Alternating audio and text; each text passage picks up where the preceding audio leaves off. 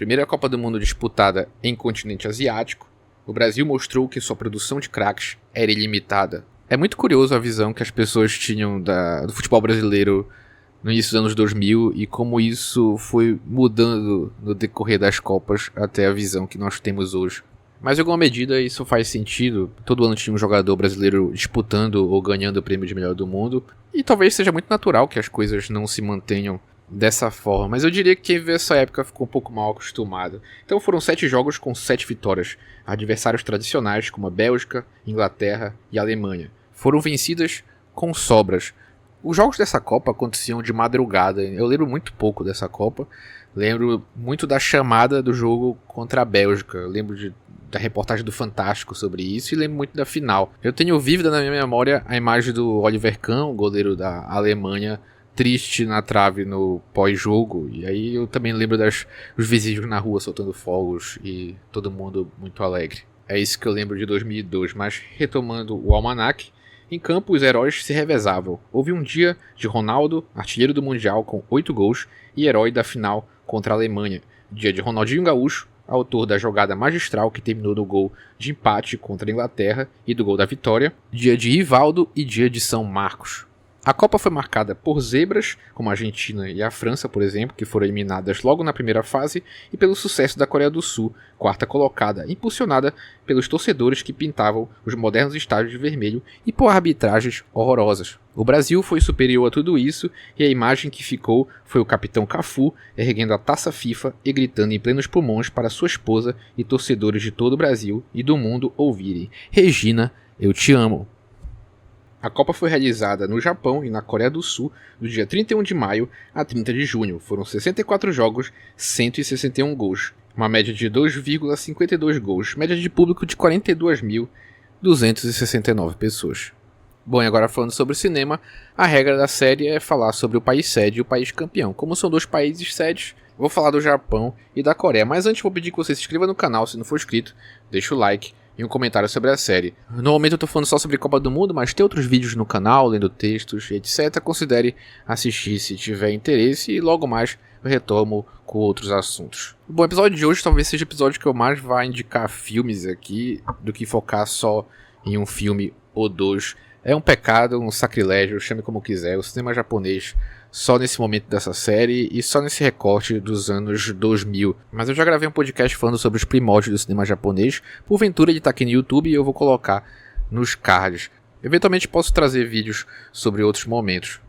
Mas pensando nos anos 2000, um aspecto parecido com o episódio sobre a França é que algumas tendências do cinema nos anos 90 ou nos anos 2000 são tendências que começaram nos anos 80 e vão se amadurecendo e ramificando ou até já estão no seu fim nesse momento. No caso aqui no Japão, eu queria comentar um pouco sobre o V-Cinema ou Buicinema, que seria a pronúncia em japonês, segundo o livro que eu consultei, que teria como um dos seus marcos o lançamento de Crime Hunter em 10 de março de 1989, que foi lançado em cerca de 16 mil locadoras de vídeo do Japão e se tornaria o fundador desse gênero industrial. O V-Cinema vai explorar vários subgêneros, mas o lançamento do Crime Hunter vai estabelecer uma série de paradigmas para esse novo ramo da indústria cinematográfica, especialmente num discurso de relação com a história e com o tempo. Isso com certeza é algo banal para a sensibilidade de hoje, mas foi um grande impacto a possibilidade de você pausar, retroceder,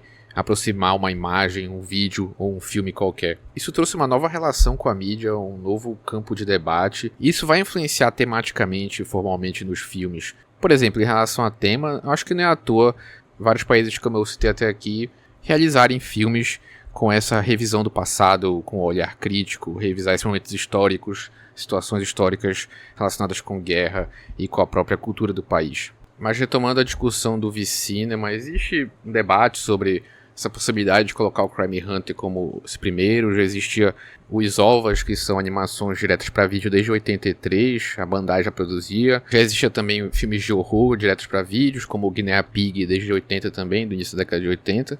Então o Crime Hunter de fato não foi o primeiro, mas eu diria que ele marcou uma mudança em relação a essa produção em escala industrial para vídeo. E os anos 2000 já vão marcar a decadência desse mercado de home video. 2006 vai ser considerado o marco para os últimos filmes em home video, especialmente em relação a VHS. mas no auge chegava a ter uma produção de 250 filmes direto para vídeo por ano e uma média de 30 mil fitas vendidas. E vai ter um pouco de tudo nos anos 90 para os anos 2000, desde um episódio de Dragon Ball Z, como Os Guerreiros do Futuro, de 93, filmes com temática sexual.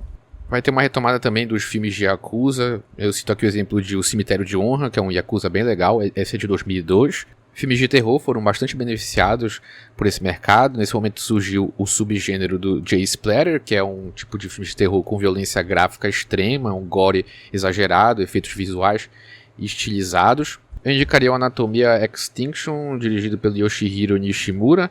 Eu também indicaria para quem tem Twitter visitar a página do acervo J-Splatter. Eu vou colocar o link na descrição. Lá tem vários links e informações para quem se interessou por esse subgênero. Mas para além do J-Splatter, o terror vai fazer muito sucesso nesse momento. Inclusive vai ter muito remake americano posteriormente, né? Como o Ringu, que vai ter o Chamado, né? O Chamado, salvo engano, adaptação do Ringu 1 e 2, o Grito, o Jun-Oh, e o meu favorito dessa leva, que é o Dark Water, de 2002 também. E tem que citar a Audição também, de 99, do Miike Takahashi. Então, esse é só para citar os mais famosos e os que tiveram remake americano posteriormente. Mas acho que já deu pra perceber o quão prolífico foi esse momento para o cinema japonês, especialmente nessa questão do mercado de home video. E se não bastasse isso, ainda teve a Viagem de Chihiro, 2001, ganhou o Oscar de melhor animação em 2003. Não vou falar da Viagem de Chihiro aqui, porque acho que talvez seja outro dos filmes mais falados aqui no YouTube. Mas lendo sobre, eu achei curioso o quanto houve uma campanha massiva sobre esse filme. A quantidade de trailers e material promocional que ele teve, a maneira que ele foi vendido diferente dependendo do país. Enfim, nada é por acaso.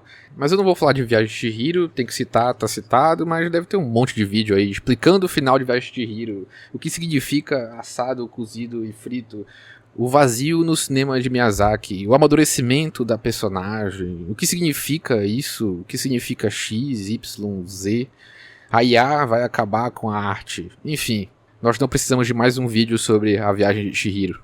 Bom, agora sobre o cinema coreano, esse momento da virada dos anos 2000 foi um momento de criação de vários grupos de produção. Um destaque por Cinema Service, que é uma produtora e distribuidora fundada em 1995 pelo Kang Hoon-seung. Eu não sei se eu me arrisco a pronunciar nomes coreanos, mas eu vou tentar dar uma melhor aqui. Mas o Kang Hoon-seung já vinha desde 89 dirigindo dramas populares e comédias românticas.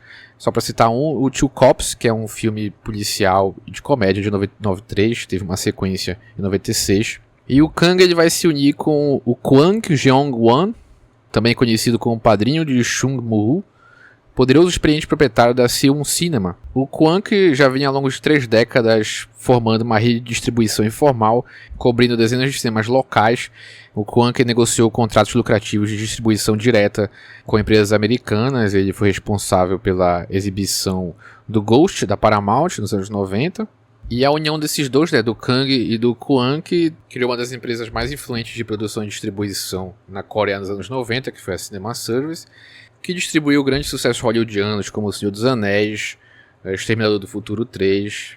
Enfim, essa conversa toda foi só para comentar essa relação de distribuição, a importância dessas empresas de distribuição em relação também a essa presença do cinema americano, do cinema coreano, e essa mesma empresa que distribui esses filmes americanos era uma produtora bastante influente, então uma coisa leva a outra. Eu citei a Cinema Service, mas teve outros grupos de produção, de distribuição na Coreia nesse momento.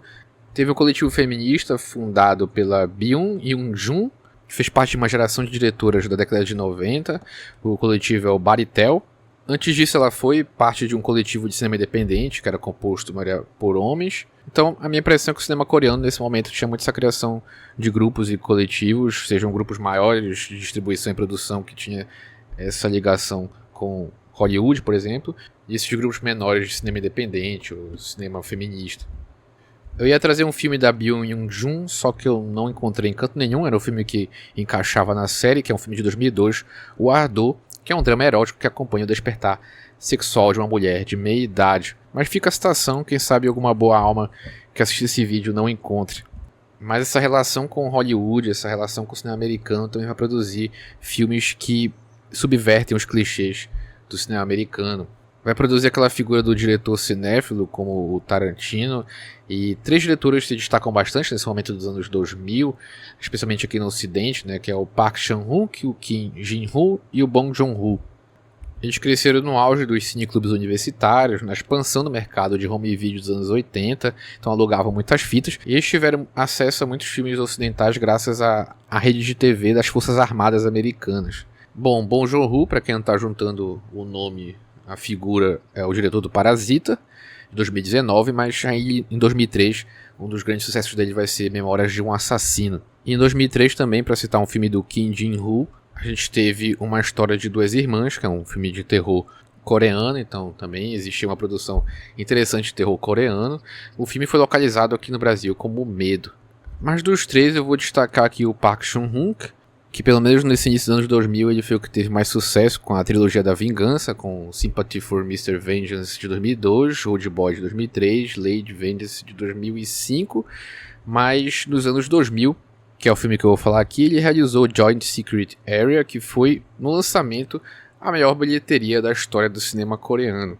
E a trama é a seguinte: na fronteira das duas Coreias, 2 soldados são assassinados misteriosamente. Responsável por investigar o incidente, a Major Sophie A.G. procura provas que levem aos culpados. Durante a investigação, os depoimentos se mostram inconsistentes e algo parece não se encaixar. A verdade é muito mais simples e trágica do que a Major imagina. Acho que esse é um filme interessante como exemplo dessa cinefilia desses diretores, essa própria relação do cinema coreano com o cinema americano. Esse é um filme de suspense e conspiração que bebe de diversos clichês americanos. E ele traz uma montagem bastante estilizada, utiliza zooms, planos não tão convencionais para esse tipo de filmes de suspense. Então ele evoca bastante esse cinema de suspense americano, ao mesmo tempo que estiliza de uma maneira bastante autoral. E a trama do filme me remeteu muito a Rashomon, né, para continuar nessa dobradinha Coreia e Japão. E acho que é bastante consciente isso. E é interessante essa trama que lida com essa divisão da Coreia. Então fica esse destaque para esse filme do Park Chan-wook. E o cinema do Pentacampeão, e é muito bem obrigado. 2001 foi a criação da Ancine, Agência Nacional de Cinema, que possibilita a organização de políticas de audiovisual, fortalecimento dos mecanismos de financiamento. Também foi a explosão nos anos 2000 da Globo Filmes, que assim como em outros países reflete a presença da televisão nessa cadeia de produção cinematográfica. Mas aqui no Brasil vou citar só um filme, o filme mais importante de 2002, não estou falando de Durval Disco, estou falando de Edifício Master, dirigido por Eduardo Coutinho.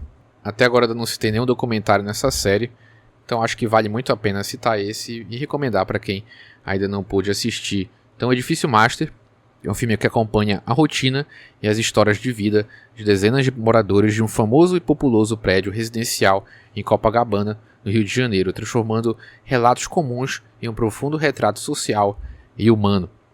Esse é um documentário que traz uma linguagem bem convencional, no sentido de a gente ter simplesmente as pessoas falando sobre suas histórias de vida, mas também falando sobre um pouco da história do edifício, como em algum momento ele foi o antro da perdição, mas no momento da gravação ele já estava em ordem.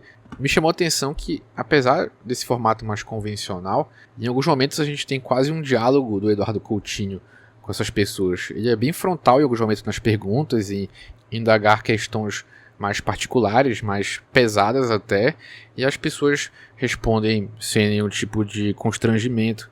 A partir da montagem também a gente tem cenas da equipe entrando nos apartamentos, a gente tem sequência dos corredores do edifício, a gente tem a percepção de quão próximos são a parede dos apartamentos, e o filme passa por os mais diversos relatos. Acho que é um filme que trata muito sobre a solidão, sobre a morte, sobre a vida conjugal, sobre a vida das mulheres, sobre a vida de artistas.